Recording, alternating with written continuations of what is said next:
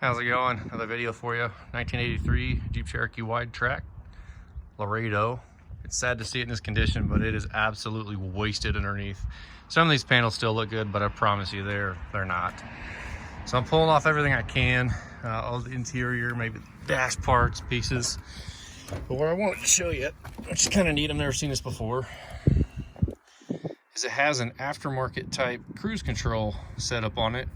It's made to sit against the stock up here on the turn signal stock.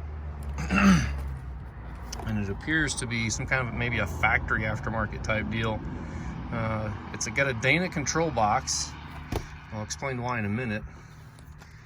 It has a wiring harness that goes up under the dash, all the way up under the fuse block up there. Sorry for all the crazy stuff in the way here. It also has a vacuum line running to the brake pedal here with a little switch.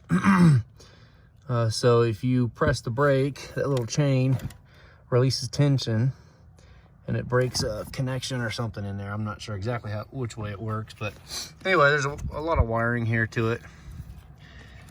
But some of you may notice this line right here.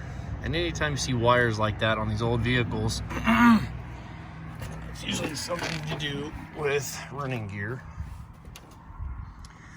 So here's the fuse block on the inside. This is where the wires are coming in, right? You see the little twisted braided, or sorry, not braided, but twisted set of wires there.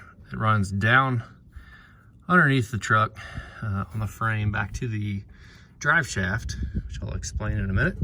This is the vacuum canister that controls via a cable, and this runs over to the linkage on the carburetor there. This is your cruise control mechanism. Okay, but let's go underneath for a minute. I'm gonna have to crawl under, so excuse the shakiness for a second here.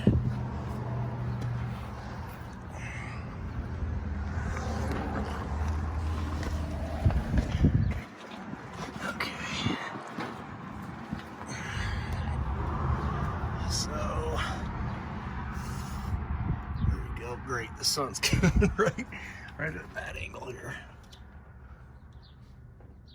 I'll try and find another place to pick it up. All right, so anyway, it comes over the transmission transfer case, back to the drive shaft, and over to that little gizmo. That is a magnetic pickup with a zip tie on the drive shaft. That is how it tells the speed for setting the cruise control. And you can adjust it via that little yellow box that I showed you in the cab earlier. This Jeep is very, very original from '83, so my guess is that this is some kind of an aftermarket product from that era. Sorry for the sun again, but again, the cable goes all the way through there, back up to the engine compartment.